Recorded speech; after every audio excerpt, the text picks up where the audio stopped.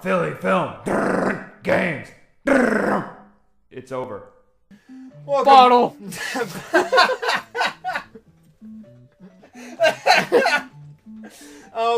We figured it out. We figured it out. I'm really dumb, and I've just got a bottle to prove it. There's a note in the bottle. You read it.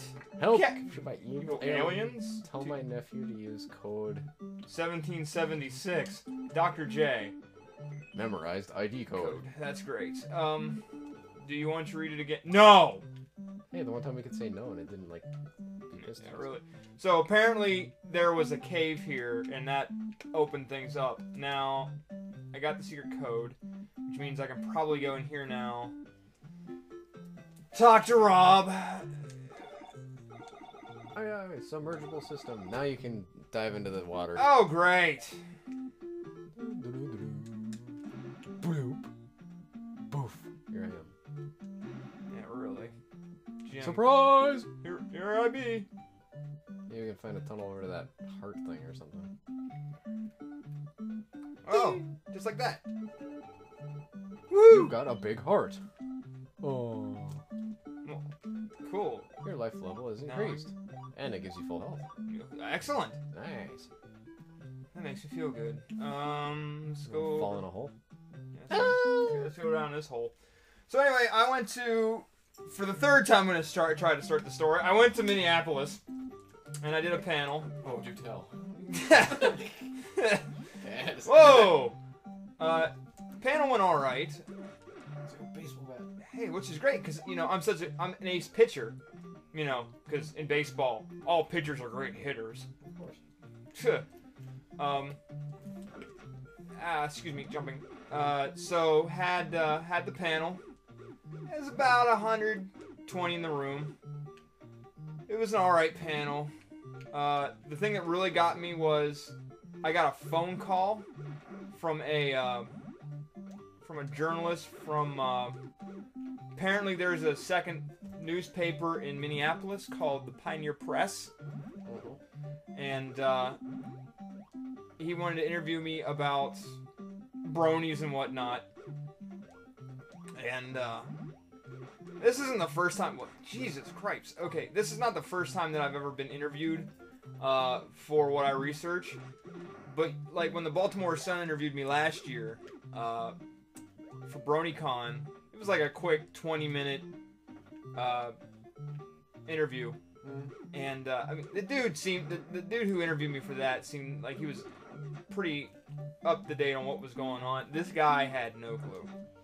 Like, which I mean, I don't really know what to expect because it's really hard to, you know, try to explain this sort of stuff to people.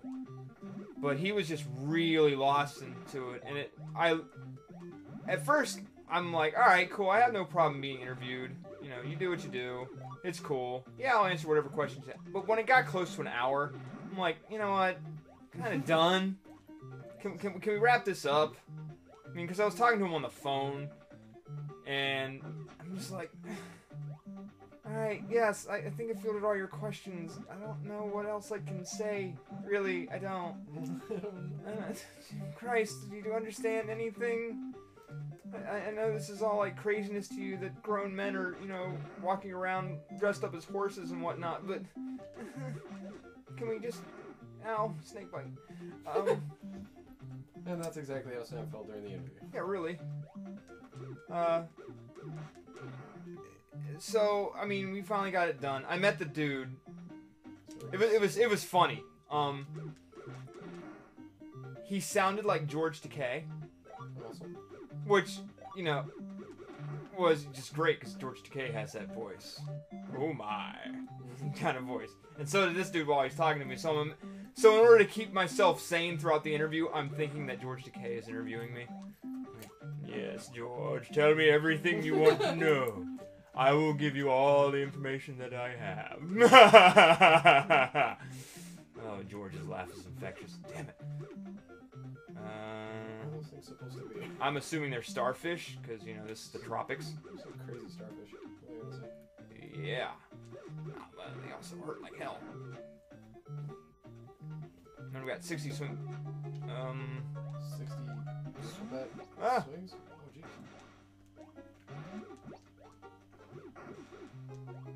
what's up with that?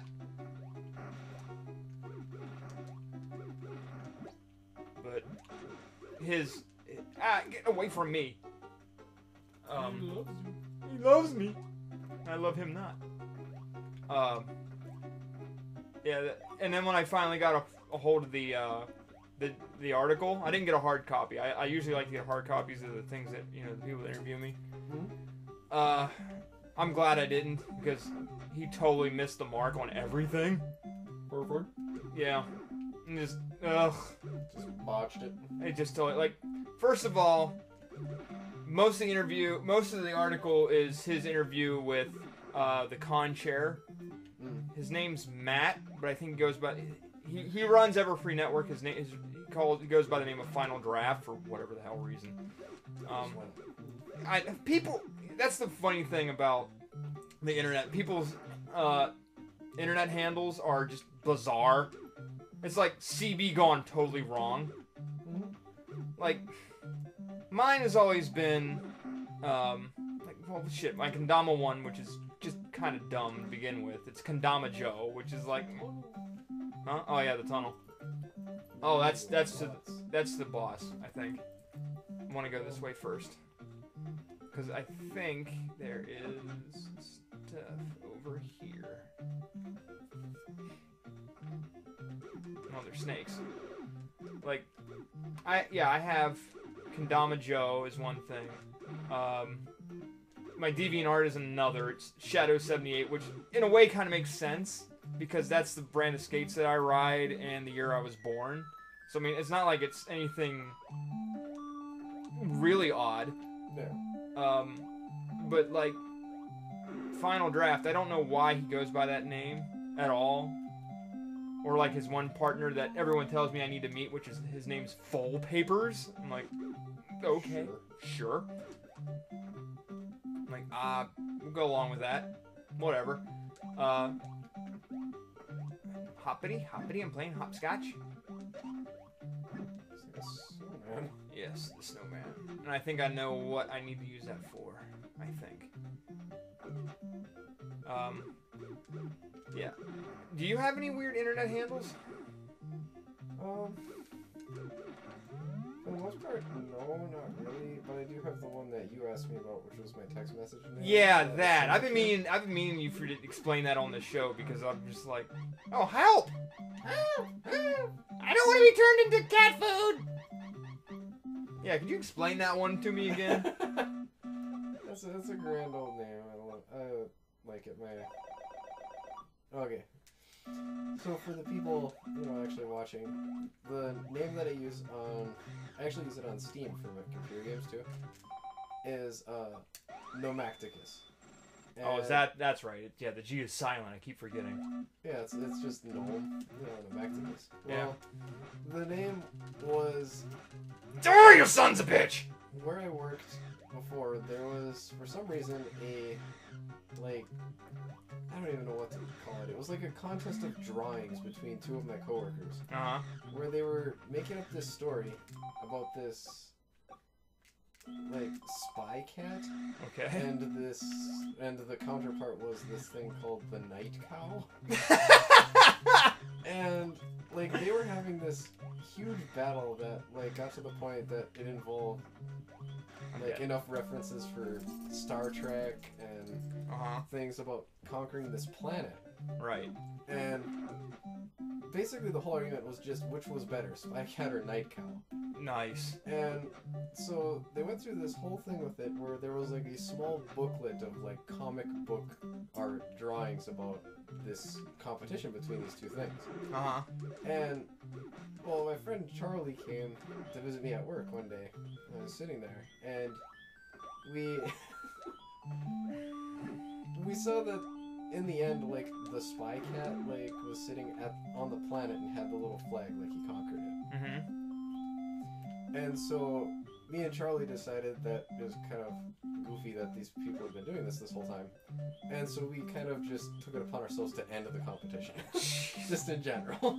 Okay. And so what we did was, me and him sat there and dreamed up a character that was a reference to, if you had ever seen it, the cartoon. It was on Cartoon Network for a short time called Jackie Chan Adventures. Yes. Okay, there's an episode where one of those little rune thingies that they're looking for all the time makes this little toy gnome thing come to life.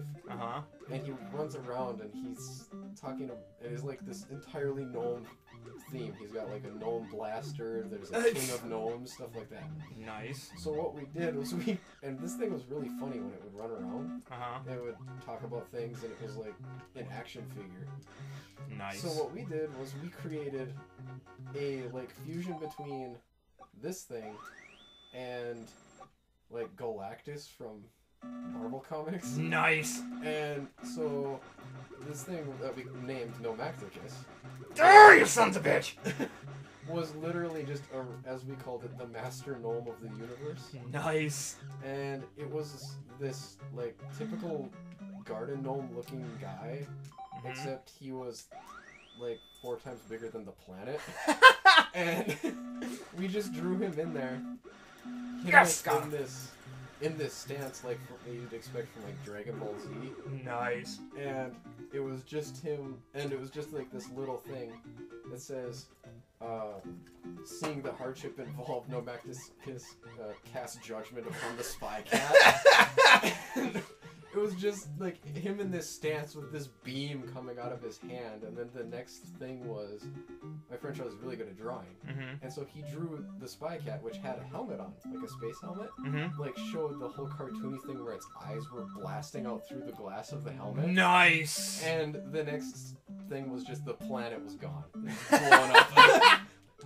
The next time I came to work, the whole book was thrown away. Somebody just got rid of it. I was sad. I liked it, but that's terrible. That's so good. It was awesome. So I've just kept the name ever since. Nice. Here's the boy dolphin. Yes, thank you. Oh, there you are. Hey, lady. How's it going? Now we must help you. Follow me. Please follow me. Sure. Peek. Hello. Anyway. The surface all these times? I guess so. Yes. Next time on Philly Film Games, key. We'll never forget your kindness. And we won't. No, we won't. Remember us when we're tuna.